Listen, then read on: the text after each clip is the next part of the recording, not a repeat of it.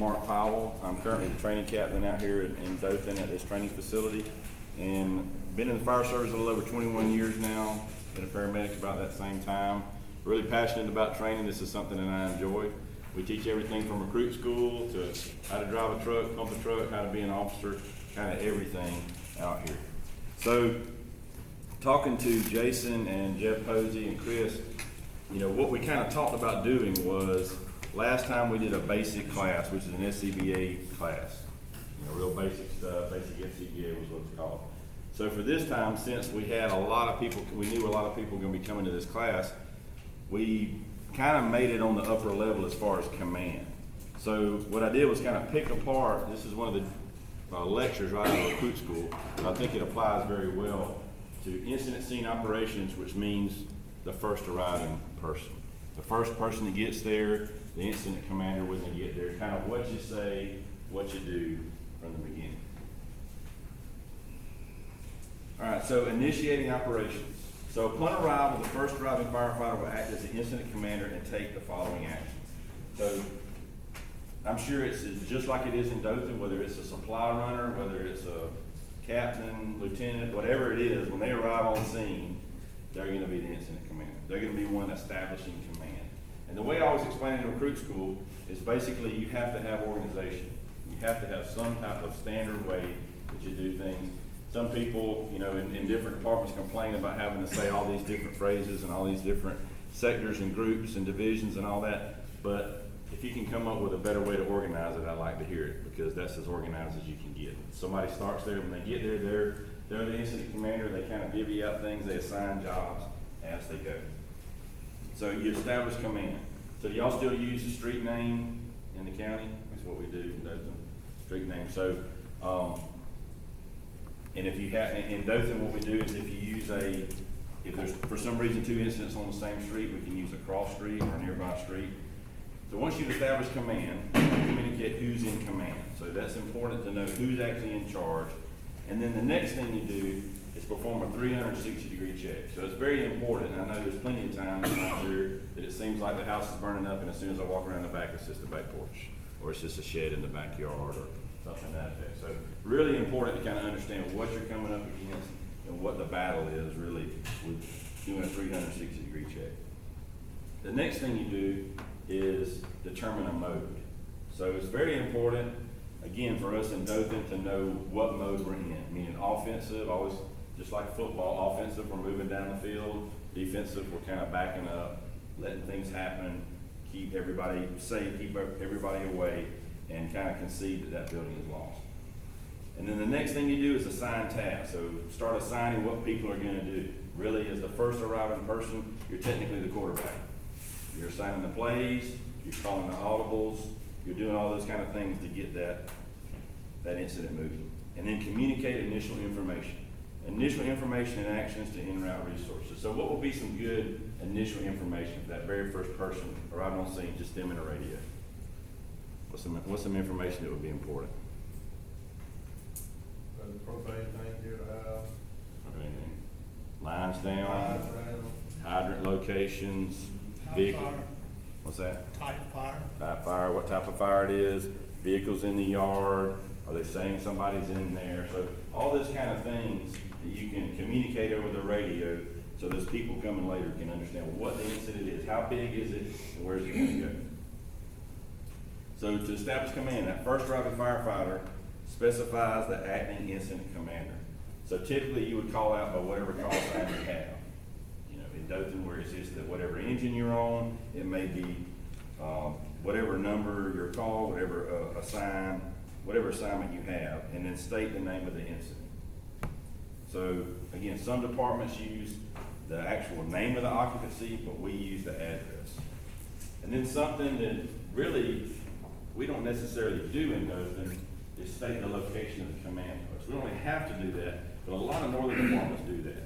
Why do you think that's important to know where it is? Big scene, or just depending on the resources that are coming, you know, especially up north, you have like a lot of people and firefighters, you have a lot of more resources than we have down here. Right. And especially in the volunteer world where it's not as apparent. In Dothan, when that first truck pulls up, it's apparent where the first engine is. And it may not be, there may be multiple vehicles in the yard, it may be hard to tell who's who on the scene. So stating where that command post is important. Locations of staging areas, maybe you need stage vehicles nearby. Initial assignments, I mean, what are you gonna tell the first arriving people to do? What is their assignment? And then call for additional resources. So it's always important to call early. If you don't need them, you can always cancel them. But if you think you might, go ahead and call. And those initial assignments. So you could have one crew member as an acting company officer with a radio, and you could have, it's saying you could have interior crews working. Really, by NFPA 1500 and what our policies say, we're supposed to have 5 people on scene in Dothan before we enter a ideation environment. One's a pump operator, 2 people interior, and 2 on the red team. So really, that's by what it says, that's what we're supposed to do. But the beauty of really kind of way the culture has changed probably over the last 5 or 6 years. When I went to recruit school in 2001, we absolutely did not spray water from the outside. We never did that. It was always that big risk. They would always say, oh, you're gonna sting somebody, you're gonna hurt somebody. And we just demonstrated it last week. We had a Class A burnout here, and we had hay, about 5 pallets in there burning, got the temperature to about 800 degrees at the ceiling. I was standing in the room. They sprayed water at the ceiling for about 30 seconds. The temperature went from 800 to 150 degrees in 30 seconds. So that kind of attack, that can be accomplished anytime. Now it needs to be a straight stream because you don't want to fog too much in there, but things like that are options you have. I would be scared about just sending in 2 people by themselves with no other, no other kind of backup, no other kind of check system behind. So the National Incident Management System, Incident Command System. So this is something that's essential to incident scene management. And you all know, if you've been around any length of time, is the more and more people that arrive on scene, the more chaotic it can be. And the more, it's just tougher to keep up with people. In recruit school I compare it to, it's hard to keep up with your kids.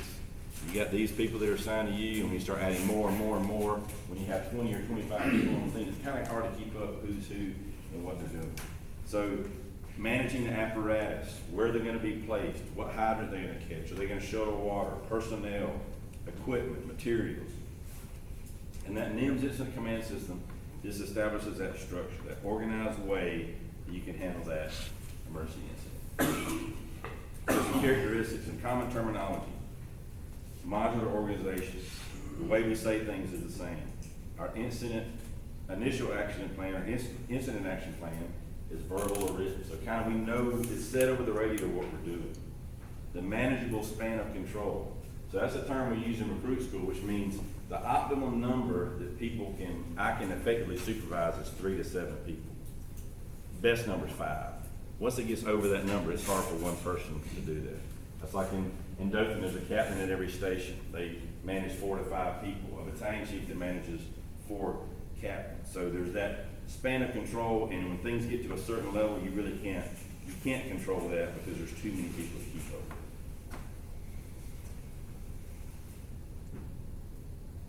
So establishing communication. Good communications enables a arriving commander to make progress at the scene. So accurately communicating what's going on, relaying information to another officer.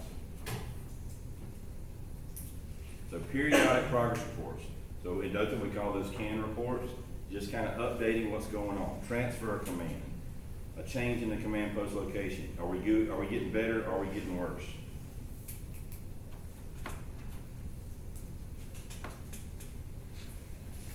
And individual units operating the incident provide their own tactical progress. So they're gonna report to the incident commander what they're doing. That management of the scene is gonna reflect the overall incident priorities. So there's 3 incident priorities that we teach. Where's the very first one? Life safety is always number 1. Life safety is always number, which includes our life. Life safety is number 1. Incident stabilization and property conservation. So literally saving somebody's stuff is dead last. It's 3rd on our priority list. Life safety is always number 1. So to be able to accomplish those things, we have to know what type of emergency incident we're getting into. Like he just said, how many times it's a structure fire and it's a grass fire we can get there, or it's whatever. It's not what you thought it was. So knowing that type of incident, getting as much information as you can early. And there's those priorities. So we also want to know what's happened, what is happening, what's going to happen, what kind of resources do we have? Do we think the resources we have on scene can handle this, or can they not?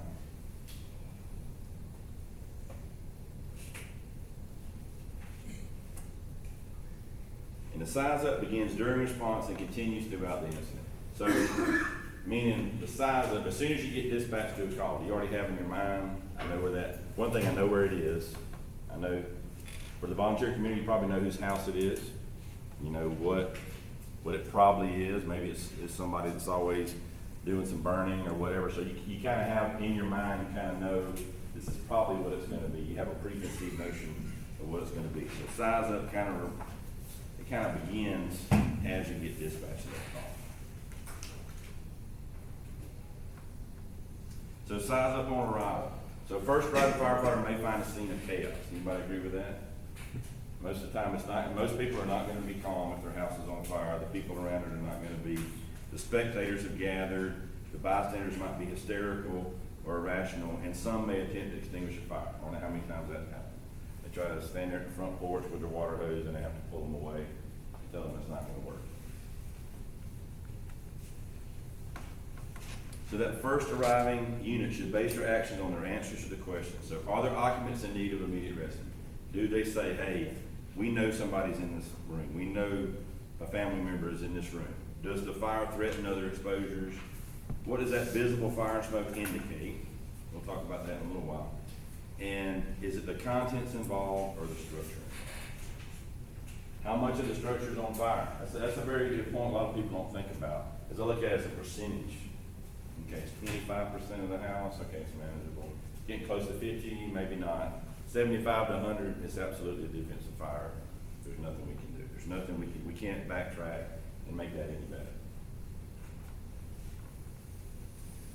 So a 360-degree survey or assessment. So that just basically means walking around the house. What do you see? What's the victim survivability, which means they're saying a victim's in here, are they viable, are they actual victim that we can pull out? Do we have an indicator on where the fire location is? We'll talk about smoke and smoke behavior in a little while. The lowest floor of involvement, what's the smoke conditions? Are we gonna need to force entry? Things like building utilities, propane tanks we mentioned earlier, building construction. I always look at it like this. Is it an old house or is it a new house? Is it a big old house or is it a little house?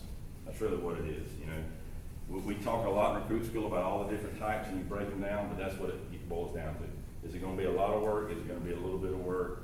And how much trouble is it gonna be to get in and out of safely? All right, so what we do in Dothan is called a brief, and this is a good time to talk about this, what's called a brief initial report, which is 6 points that just kind of break down what you do when you arrive on scene. So I thought about it today, and I'm a type of person, if I ever study anything, I'm ever in a class, I have to put it in my own words. It's hard for me to read a book and then get all the information directly out of the book and only look at the book. I have to make my own notes, study those notes, and that's the way I understand it. So I'm gonna pass these out and then I'll explain, but this is kind of a little something to go by. If you're that first arriving firefighter.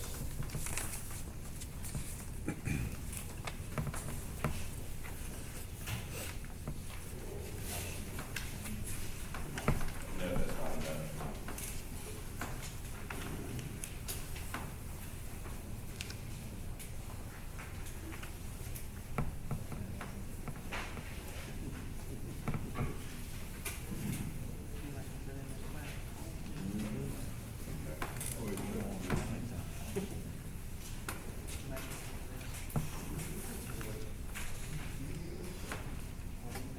All right, anybody else need one? And then take that one.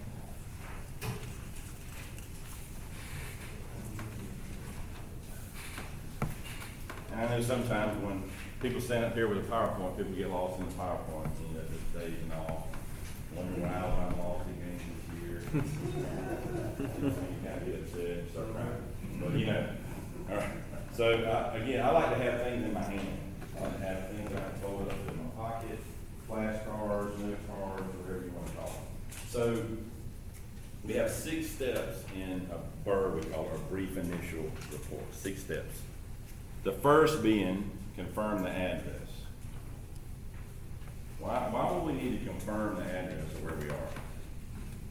Make sure you're in the right spot. That's happened to me, trust me. I called out on the wrong street. Drove down the street, called dispatch and said, what was the address again? And they said it's whatever, 1103 Fountain Street. And I said, oh man, I'm on First Street. All right, trust me, you wanna know, because when you pull up, when it's obvious it's on fire, yes, we're at the right house. But when you pull up and you say nothing visible, and then you look over there, well, someone coming on the other street over there. So it's always important to confirm that address. And I just made up this address. The address to this facility is 100 Public Safety Way. That's that first bit. I made up 452 Willie Farnham. I'm sorry if you live there, but you have to guess that. I just made up that number, okay?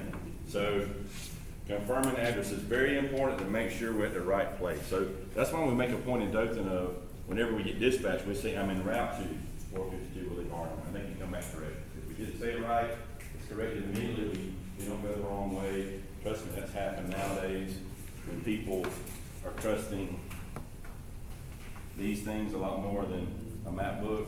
That's happened a lot where these phones have sent us to the wrong place because you trust that completely. All right, so confirming address. So the next step is incident description. Now this could apply to anything. You could apply to a wreck, to a grass fire, but I kind of wrote it as a structure fire. So incident description, a house. What is it? Is it a residential structure or is it a commercial structure? So when somebody says it's a commercial structure, what does that change in your head? Material, manufacturing process, dangerous thing. It kind of ramps up things of, okay, what is it? Now, in your communities, you probably know, when they dispatch something like that, it's a commercial business, you know what they do and what it's about and you know, things like that. But honestly, Jack will tell you, we got so many businesses in Dothan, it's hard to keep up with what all they do. You might know a few in your territory and be real familiar with those, but for some reason you get dispatched to the other side of town, it's hard to know what do they even do here? What do they make here? What's the dangers here? So saying residential commercial is very important to understand.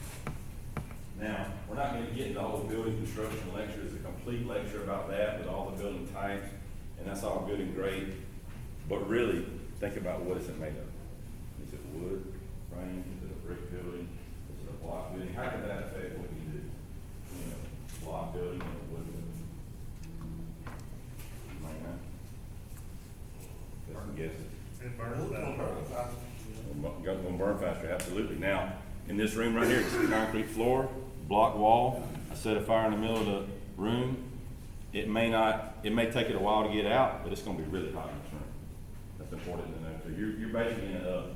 You're gonna be in an oven in here. If it's a wood building, I'm just thinking, okay, eventually it's gonna burn through that wall, or go out that window, and go up here, and go up there, and go up there. But that's the biggest thing about building construction is time. What it's made out of is time.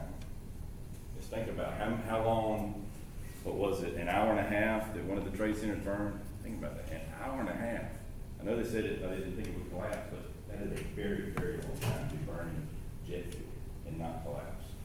So it buys us time. What it's constructed of, yes, we're gonna receive more heat if we go in there and know that, like going to a block or brick apartment complex or housing project or whatever, but it's buying us time. All right, the next point on there, big or small. Is it a one-story structure? Is it a two-story structure? That kind of changes everything. All right, so instead of 1,000 square feet to search, you got 2,000 square feet to search, 2,500. And now stairs. So what problem do stairs give us in a fire? Hose advancement. Yeah, hose advancement, a flow path of where the smoke and the fire can go. All right, there's victims up there and that stairwell collapses. It's a lot of problems you can provide. And then the next one I have is old or new. You know, y'all can pull up any house right now and say that's an old house or that's a new house. But that's the kind of stuff like having a fat lighter house that you pull up to that's really burning. Okay, I glance at it, I kind of know. I may not know the exact year it was built, but I know it wasn't in the last 10 years. So that's why I got modern or legacy construction. Even legacy, basically back seventies or more, older, and then modern construction. You know, in your jurisdictions, and you know where you go to, if there's modern construction, newer neighborhoods. So we're confirming the address, and we're basically just describing what we see, whatever it may be. It's a big metal building, it's a one-story residential structure, so it's very important just saying things over the radio, even though you're only, even if you're only communicating that in communications, everybody hears it, everybody understands, and everybody's got their own in their head when they pull up to a commercial structure, they're thinking those things ahead of time. All right, so we're gonna talk about smoke here in a minute, but incident conditions. So what's going on? What's happening? Do we have just smoke visible? Do we have flames visible? Because really, in recruit school, what I do, in fire behavior, I demonstrate smoke with a candle. I don't know if anybody's ever seen this on YouTube. But you light a candle, blow it out, and then light the smoke about this high, and reignite the candle. Smoke is flammable. Just because it's smoke, just because it's just smoke, doesn't mean it won't ignite. Because it's an incomplete combustion. That means it's just not burning all the way. Combustion means burning. It's not burning all the way. There's stuff left over, and all that stuff in that smoke can reignite. So think about that. Even though you just see smoke, it's still dangerous. So the VVDC, or volume, velocity, density, color, this is straight out of the lecture we teach in food school in fire behavior. So volume, meaning how much? How much smoke is it? Velocity, how fast is it moving? Really, the easiest way to do that is say, okay, if smoke looks like fire, it's bad. You know what I mean? If that smoke is behaving like fire, it's moving like fire, it's churning like fire. Density, is it real thin? Is it thick smoke? And then the color, meaning white, is gonna be the coolest smoke, and it's gonna get gray. If it gets into, if you ever see brown smoke, that means it's in the walls. It's encountering wood products, it's in the walls, and black smoke is absolutely the worst. Why is it the worst? Why is black smoke the worst? Why is it worse than white smoke? Wood materials, shingles. Is it cooler or hotter? So it's a danger of what? As those temperatures get up, as it gets hotter and hotter and hotter, it turns blacker and blacker and blacker. And then you start seeing that little rollover through the smoke, and that's going to be bad. All right, so we either have smoke visible, we have flames visible. That's that 25, 50, 75, 100 I was talking about. So is it actually burning in 25% of the structure, 50%, 75 and under? It's going to be a defensive fire. Maybe even 50, it all kind of depends on what it is. But you know, it's amazing for anybody that's been around long enough. I talk about a lot kitchen fires, which are pretty common, and that's most of the time it's some type of cooking fire. And what's above every stove? What's right here? Cabinet. What's above the cabinet? And what's above that? A kitchen fire is just waiting to go in the attic. That's all it wants to do, is just go up here, up there, and over. So even a bedroom fire, the stuff that's burning on a bed, it's gonna burn, but it's not gonna move in the same way. Right? The things you're cooking on the stove are gonna be hotter, grease, or whatever it is, it's gonna burn up, it's gonna burn over, and it's gonna burn across. So think about that on flame and volume. Is it just one window? Is it two windows? Is every window how flames coming out? All right, so flip over. Step 4 is request assistance.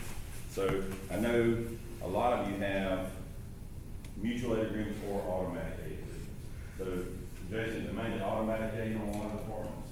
Yes, they're much Automatic, okay. So automatic aid, I put mutual aid, but if you arrive on the scene, the most important thing you can do is ask for help. Because you know, in the volunteer community, it may be longer before that help arrives. All right, so step 5 is an incident action plan, which basically means, what are you gonna do? What are we doing? So water supply, do we have a hydrant nearby? Mode is very important, which is, are we inside, are we outside, are we aggressively moving the ball down the field, or are we backing up? What are we doing? I put a tack line. What attack line are we pulling? 1 3/4, 2.5, using the deck gun, what are we doing? All right, and then assignments, which is 2 different ways ways you can give assignments. It's by division or by group. A division means something geographical, meaning the Alpha, Bravo, Charlie, Delta stuff. That's a physical thing. Or on a multi-story structure, if we're in the 5th floor of Long Towers, we can be division 5. It's geographical. And then groups just means functional, means things you do. So it could be fire attack, surge, ventilation. I just gave fire attack and surge, which is more common. All right, so the last step is establish command using the street name. So Willie Arm Command. So make it clear, and you'll probably have your radio designation, you'll probably say it in the beginning, but be clear about who you are so it's clear that one person's in charge. The biggest chaos you can make is if multiple people are in charge. It has to be somebody. And it can be passed up the line or down the line, whatever, but it needs to be clear on who it is. Okay, so flip over to the middle. I really tried, fire departments love acronyms, and I really tried to come up with a good acronym. I could not come up with a version. The best I could do was ABC, HAC. Best I could do. So, but this is a simple way to remember this, and y'all can keep this if you want to put it in your pocket or whatever. But A, address. Where is the structure? Where am I now? That happens a lot. They say it's dispatched at this address, I'm at that address. Make that clear where it is. The description, what kind of structure is it? The conditions, what do we see? Help, who's gonna help us? The actions, what are we doing? And command, who is in charge? So we know where the place is, what kind of structure it is, what we have going on, who's gonna help us, what we're gonna do, and who's in charge. That's pretty much everything, right? If you can say that, if you can say just from this, if you can hold this part, and just say those 6 things, understand it that way again. I understand, I have to break things down in a very simplistic way for me to remember it. But if you can just remember those things, you can go a long way by communicating that and refer that report to all these other agencies that may be coming. Any questions on that? I got more copies if you need. Okay.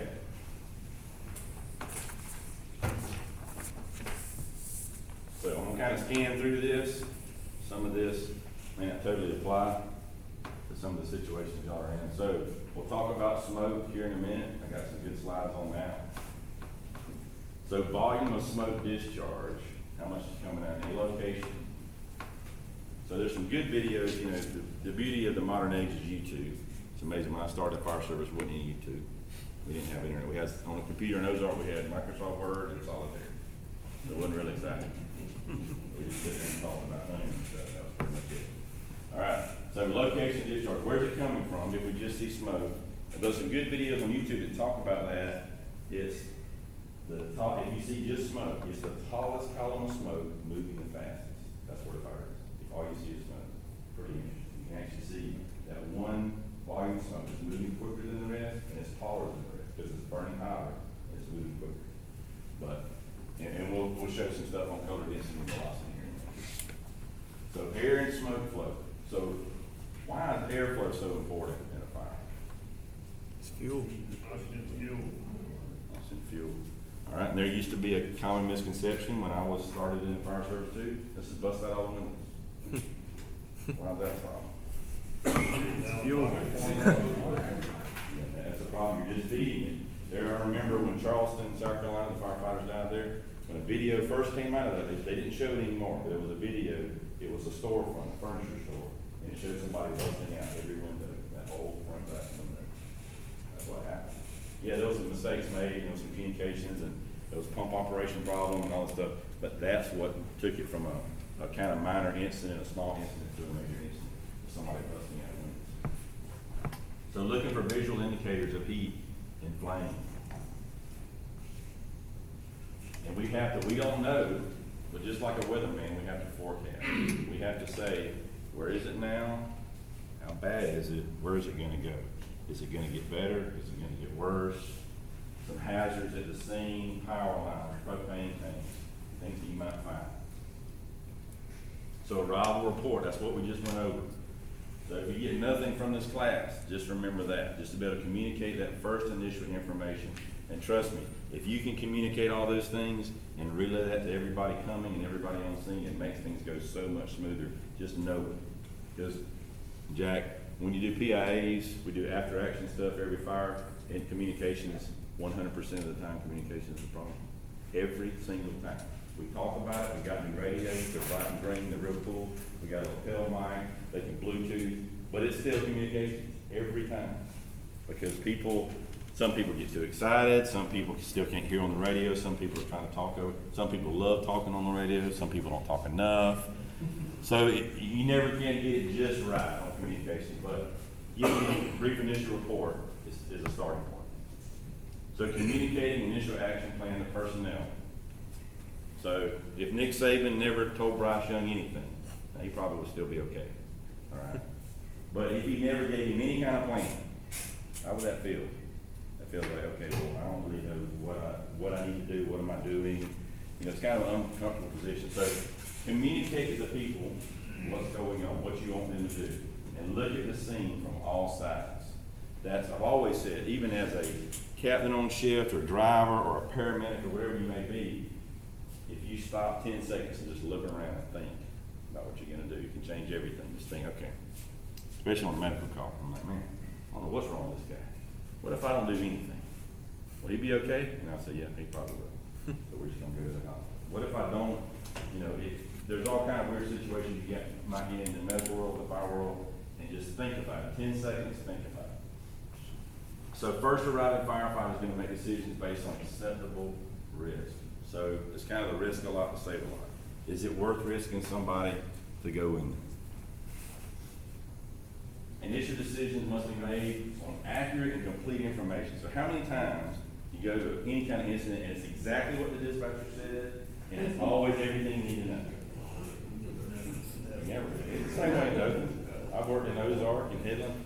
It's never that way. So you just kind of, that's why I used to like have in my mind, okay, this is what I'm going to do. Okay. You get there, I'm gonna do this and this and this, and I'm gonna make a call. But guess what? It never ends up being that at all. So it's almost better to have an open mind about what it might be.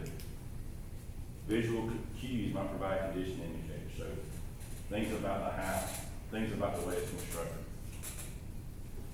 Some operational assignments. So I have them in there, and when you assign somebody what to do, which is under your initial action plan,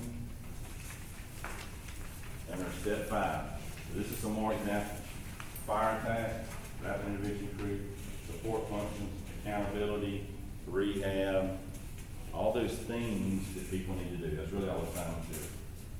And that incident commander should conduct a risk-benefit analysis. Anybody know what that means? The risk-benefit? Is it worth risking something with no benefit? Is it worth so much that we're going to get nothing out of it? Is it worth it?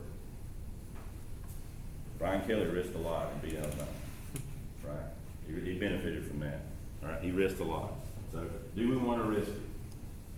Even though LSU will get beat by Georgia, but that's okay. I'm not going to cheer at all when Georgia beats them.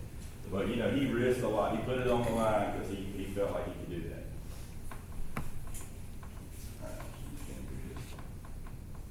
So operational strategies, offensive. So again, we're moving down the field, we're throwing the ball, we're not just stepping back, we're moving forward down the field. So we're going to do a direct fire attack. Indirect, again, you can shoot it from the outside, you can knock it down from outside, then go in. And these could all, the rescue and extinguishment, meaning we have people searching for victims, we actually extinguishing the fire, can all be happening at the same time. And that's a good example there, covering that. But I'm thinking maybe somebody might need to put just a little bit of water. I know it's a cartoon, but just somebody, maybe another little truck over here. But this is trying to, trying to say that we're riding off that structure. It's a cartoon. All right, so request for additional resources. So Jason, for automatic aid, what does that typically mean? Like if it's a Rehoboth fire, what's the automatic aid with Taylor, Hodgenville, Southern Junction, Rehoboth, and Bass, I believe, so they get 5 departments. automatic structure fire response to get that in, right? Okay. So not all the county, most counties just got 2, like Kiss's Wells, automatic. But some departments got 4 to 5. I didn't realize it was that many together like that. So, yeah, I mean, you gotta think about how many resources you have, how many are coming, what are they gonna be? Can I handle this with the people I have? So if you have command, if you arrive on scene first and you need to transfer command, remember anything, it says it so much in our lectures, is that anything is best done face to face. Because how much information can you lose by the radio? It was static and you don't understand what they said and they're screaming, they talk too loud, they talk too soft. You know, it's kind of hard to understand, they're pretty excited. So when you transfer command, just remember, make sure they understand, that other incident commander understands basically all this means, what's going on. A lot of fancy words for saying, what are we doing? What's going on? Where's everybody at? That's how you would say it. You wouldn't say, okay, excuse me, sir, I need to give you the goals and objectives. You would say, okay, this is what we're doing, this is what we want to do. And never transfer command to anyone who's not on scene. Make sure that it's there. So make sure they understand. If you transfer command to somebody else, the old incident commander can be assigned to something else. They can move on to another task.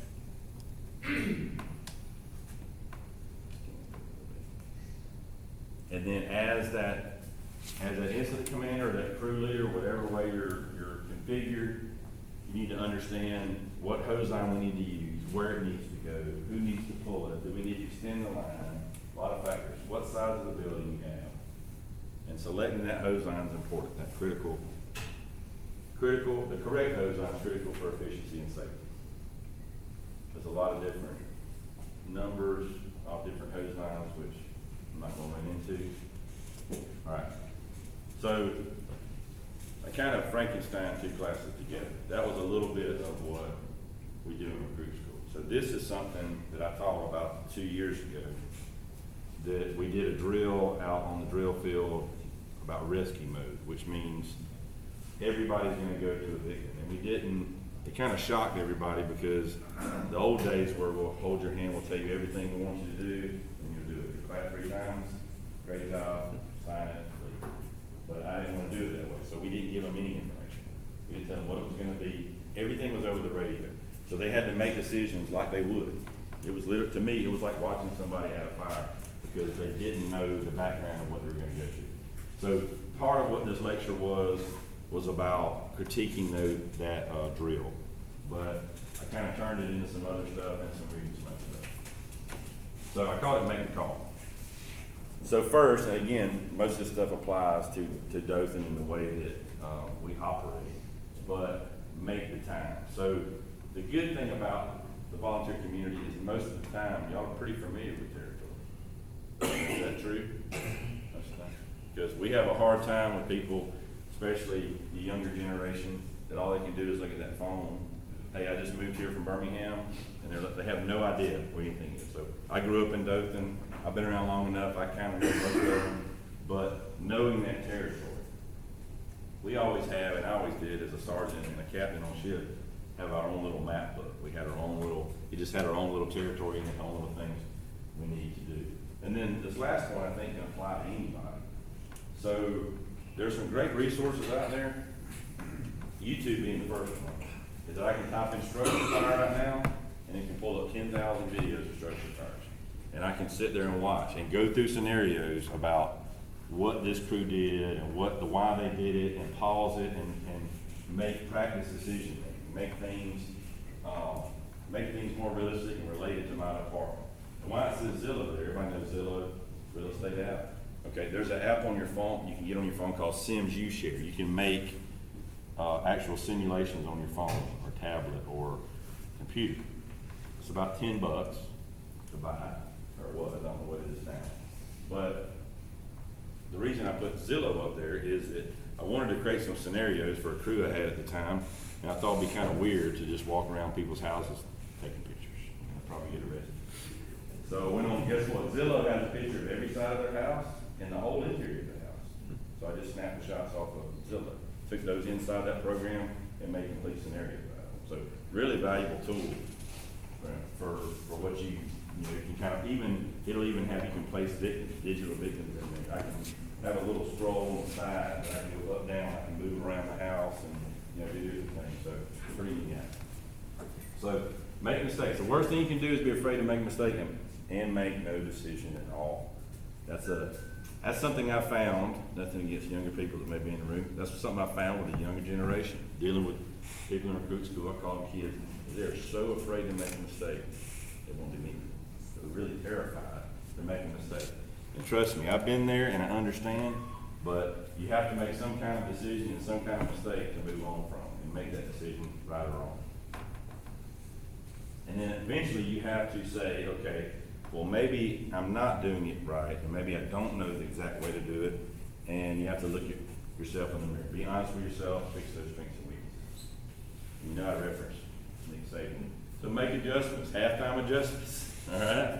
It's halftime, okay, I realize the fire's not going well, let's stop back 10 seconds. Okay, what can we do different? And then take input from crew members, make that right decision, and live with it.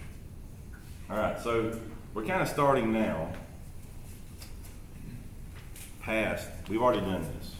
We've already arrived on scene. We've given this burr brief initial report. So now when it comes down to actually doing stuff, there's a few things we have to do. I call it the quick read. So you have to read the structure, kind of see what it's, okay, what's it laid out like it? You know, what does it look like? How big is it? Read the fire. Where's the fire at? What's it doing? And then read the victims. So I pulled some stats, and this is from 2013 to 2015. The fire fatality locations, 50.7% of the time were in the bedroom. Now, sometimes they're in exit areas, but during this time period, 50% of the time they were in the bedroom. And then the leading cause was cooking, which is in the kitchen. So the point I'm making is you want to kind of know where the kitchen is and where the bedroom is. All right, so also some things we do in Dothan is that we're big on doing a 360, which is a good thing, but sometimes there's things that prevent us from doing that. Maybe if we can't get in the privacy fence, there's a dog in the backyard that's going to eat us up, or something. We may not be able to actually make it physically around. So that's why I put 360 or a 180. I like one of these. One of those. All right, I saw most of it. I pretty much kind of know what it is. All right, so I'm gonna draw a little bit. Let me take this.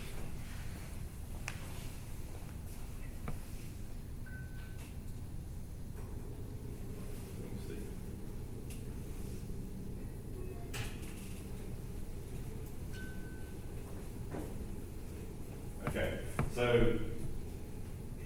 and I call these just a ranch style house.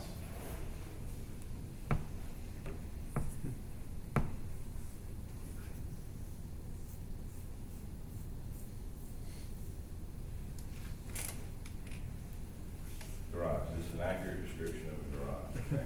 Exactly what it looks like. All right, this is probably how many bedrooms? Three. Probably three. How many bathrooms? Two and a half. 2, probably. How many square foot roughly? 1,800. Okay, it's 1,800. Yeah, 1,500, 1,800. All right, so think of it this way. The short side and the long side. This is the short side of the house. I call it the short side of the house. Anything from this door, the front door, over this way. And really, this is kind of comes out of the long now. They added another roof. Okay, this is short. So when you walk in the front room of a house, what room are you in? The front door, what room are you in? In the living room. 99% of the time you're in the living room. Okay? Now what? So this is the garage here. This is the garage door. This is the door coming in off the garage. What room is this? Kitchen, yeah, laundry room or kitchen. Probably a laundry room or kitchen. It's going to be right adjacent beside that living room. Okay? So kitchen is going to be on that short side of the house. If I'm looking at it, and they might say at dispatch it's in the kitchen, you may not know. But if I'm looking at it and I see smoke, if it's coming out of the garage, it's probably the car. If it's coming out near there, it's probably the kitchen. So that's a good guess. Remember, Fire's in the kitchen, leaking's in the bedroom. So reading the structure, what I'm talking about there is the windows. The windows. All right, so when you walk inside this living room, when you turn to the left, what are you going down? Probably the hallway. Probably that hallway, okay? So you're going down the hallway. Now, from the outside, it looks like that. These are two larger windows. There's probably, in the living room, it's probably got a big window like that. Probably the little window is the bathroom. Okay? But if it's a 3-bedroom, 2-bath house, and they say they're in the, it's the family, it's the mom and dad, they're in the master bedroom, is it on this side of the house or the other side of the house? Okay. Be on the back side. So it could be, you know, some of them are set up like, if that's the bathroom there, they're probably on that same side. The 2 bathrooms are back to back. So, you know what I'm saying? This might be the bathroom, the hallway bathroom, just the individual bathroom, and the bathroom could be right beside it. There could be a bathroom on both sides of this, and this is the master bedroom. So kind of looking at it, you can look from the outside. A big window's a living room. You know, you could have smaller windows as a bedroom, little bitty windows a bathroom, and kind of pick out, okay, so the point I'm making is, when you eventually make entry to the house and you see smoke coming out here, I know, in your mind, I'm crawling in the living room, I'm taking left down the hallway, and it's the last room on the left. Because again, you don't really know where you're going or what's going on. So the roof, that's one of the things, when you want to look at the windows, pick out the windows, what's going on, and then the roof. Has the fire been through the roof? And again, how much of the roof is involved? So is it just burning right here? Is it burning right here and right here? So this tells me if I have fire here and fire here, it's covering that roof. Is that a common misconception? I went inside, it was all clear. Absolutely, it was burning over your head. And how long is that gonna take? All right, it's a wood structure, so eventually it's gonna fall in. All right, so another thing about reading the structure is you have the weatherhead, right? So how many times do you have that power line burning through the structure? Very common. So as you pull up, before it even gets there, it's burning over here. Already, you can even call it out on the radio.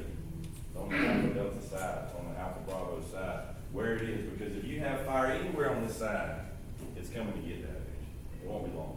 It'll get it. So, we got some examples here. So carport, this is off the Zillow too, I don't know if this is still the show, or not. But, all right, you got a carport here, front door. What room is this? Living room. What's that? Bathroom. Probably a master. See how big the windows are? Probably a master on that side. Probably a master bedroom.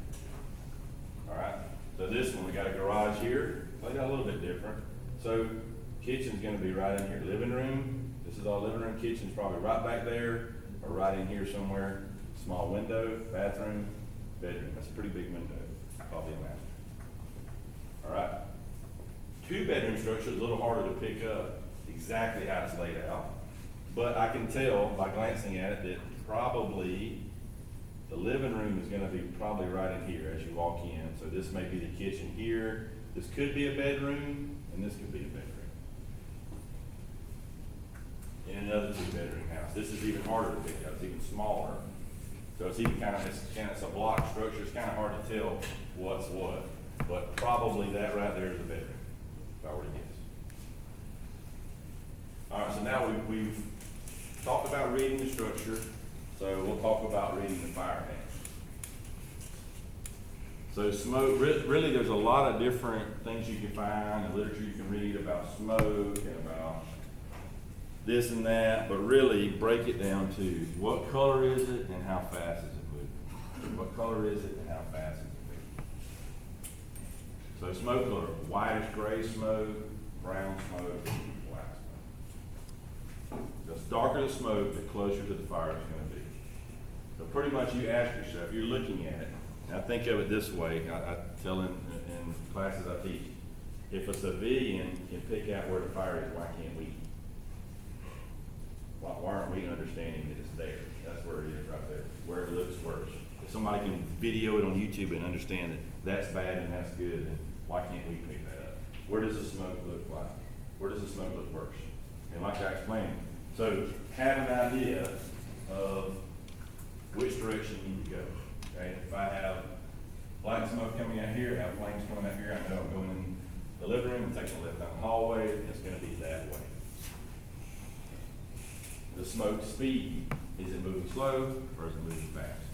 Is it, when somebody burns something on the stove and it's just white smoke and it just kind of hangs around, it's just kind of lingering around, or is it really churning, is it moving fast? All right, so this is a comparison that I brought up in this, I brought up in this class, of smoke and water, not smoke on the water, that song, that old 70s song, but smoke in water. So think about it this way.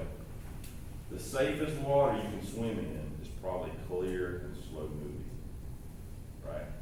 Pool, spring, I can see through it, I can see everything in it, it's not really moving, it's pretty safe.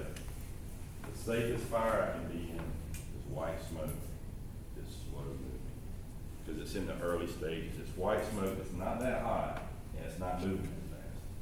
The most dangerous water I could get in would be dark and fast moving. And the most dangerous fire I can go in will be black and fast moving. So I make that comparison, I'm gonna show some videos about it. But think of it that way. It's just, when you glance at it, how dark is that smoke? How fast is it moving? How dangerous is it gonna be to put somebody in? All right, let me see if I can get these videos as well.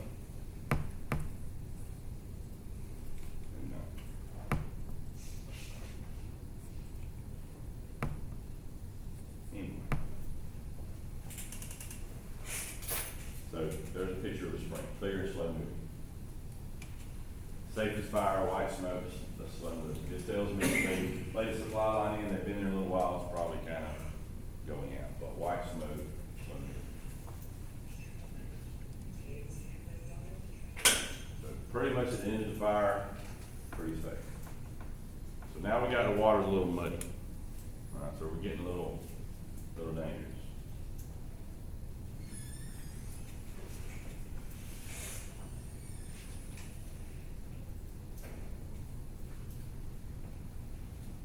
Okay.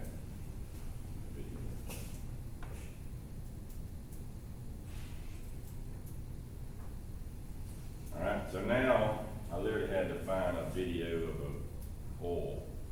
So if water's black, we're not diving in that. Safe to say nobody will want to swim in that. So that's the point I'm making. As the smoke gets darker and darker, you got to question how much further are we going to go in this fire. And as the smoke is lighter, then it's telling us it's safer.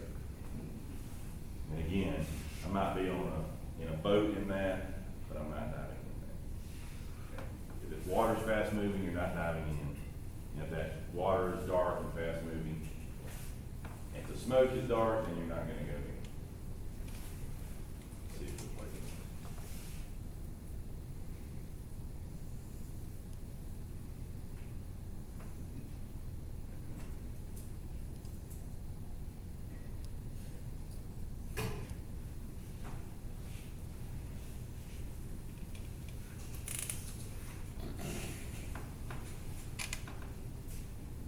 All right, if we can take like a 5-minute break, and we'll see if I can get these videos to play.